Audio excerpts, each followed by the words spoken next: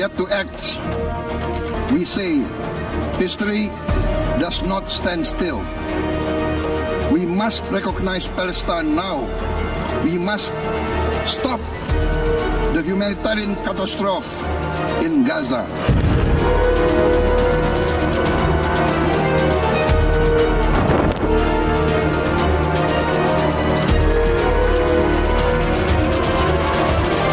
And also a great speech you made today. Really, I watched it. A really great speech. Thank you very much. And you too, my friend. Great speech. You did a great job pounding on that table. I said, how would you like to deal with him when you left? It's not easy. You did a great job. Thank you very much.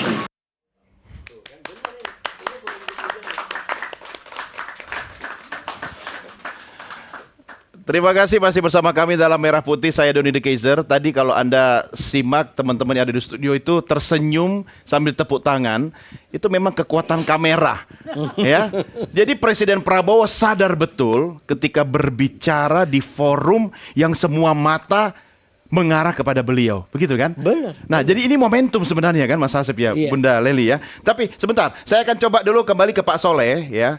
Atau Mbak Wanda sudah kembali terhubung dengan kita, Mbak Wanda?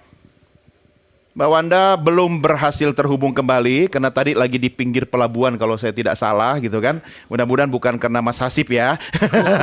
Pak Soleh, bagaimana cara parlemen kita kemudian mengawal niat baik dari Presiden Prabowo ini mungkin biar konsisten sampai cita-cita itu tercapai? Apakah ada instrumen hukum atau mungkin upaya politik yang bisa dilakukan oleh parlemen kita, Pak Soleh?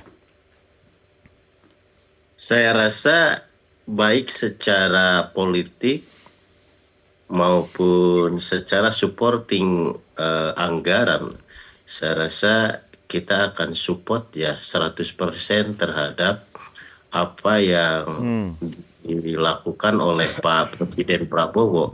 Karena pada dasarnya apa yang disampaikan oleh Pak Presiden bukan saja mengajak untuk berdamai, bukan saja dia melemparkan isu to state, tetapi juga dia juga berkomitmen untuk melakukan aksi.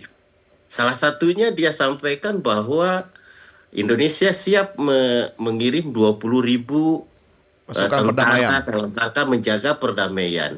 Indonesia siap mengekspor beras, mengekspor beras, dan bahkan bukan hanya mengekspor pangan ya, beras, tetapi Indonesia sudah melakukan memberikan bantuan pangan yang berkali-kali yang sudah sampai ke rakyat Palestina. Indonesia juga sudah membuktikan ikut merawat warga Gaza yang sakit, baik itu yang dilakukan oleh swasta maupun oleh pemerintah itu sendiri. Artinya bahwa statement Pak Presiden ini bukan kaleng-kaleng dan bukan hanya omon-omon, tetapi antara narasi, antara statement, antara komitmen itu fakta dan real, dan insya Allah Ta'ala DPR akan mendukung 100%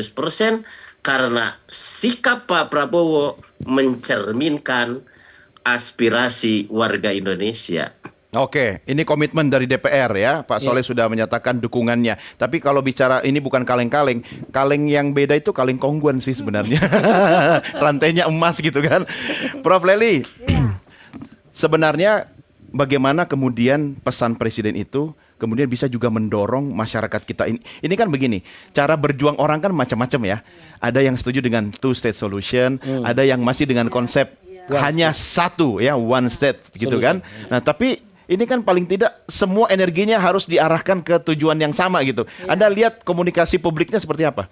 Ya, ini saja, ini bukan langsung dari pidato Pak Presidennya ya, dari cara kita menarasikannya udah kelihatan beda kan. Betul.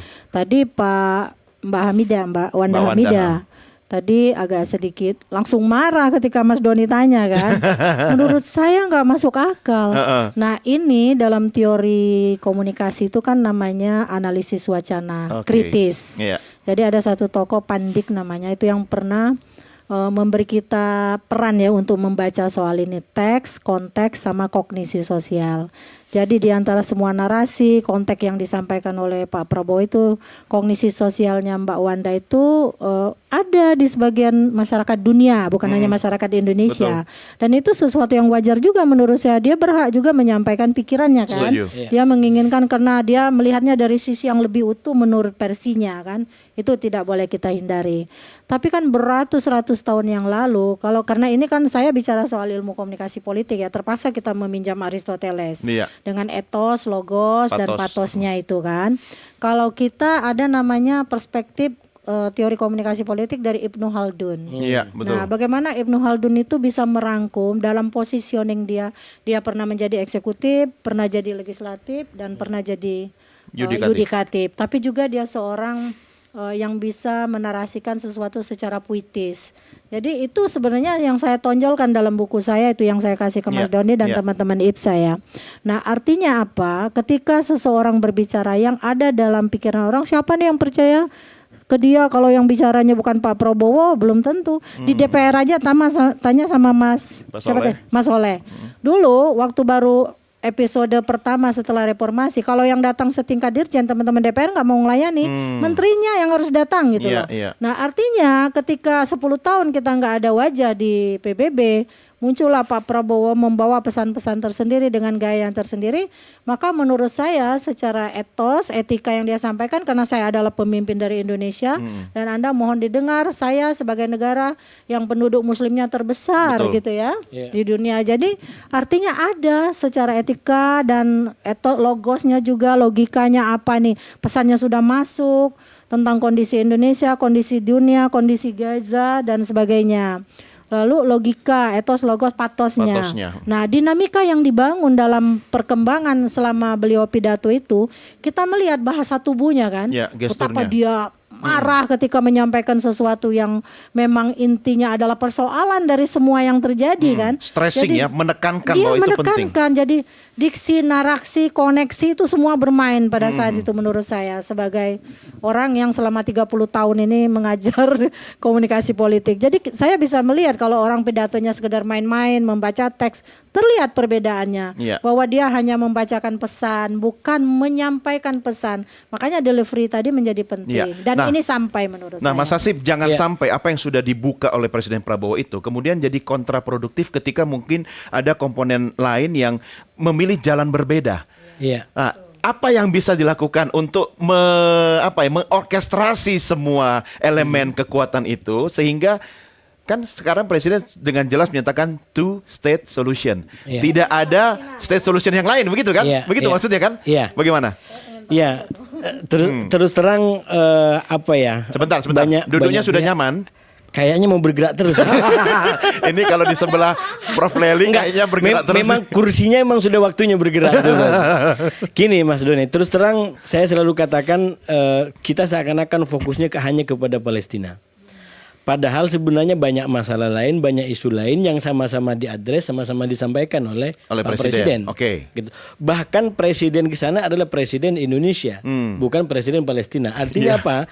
Beliau harus menyampaikan kepentingan-kepentingan, pesan-pesan Indonesia. Dan saya selalu sampaikan, kalaupun bahas tentang Palestina, itu dalam konteks keindonesiaan, dalam konteks keberpihakan nilai Indonesia, bukan semata-mata Palestina sebagai Palestina. Nah, ini kadang-kadang agak luntur karena seakan-akan ini hanya soal Palestina. Padahal jangan lupa itu hanya salah satu poin.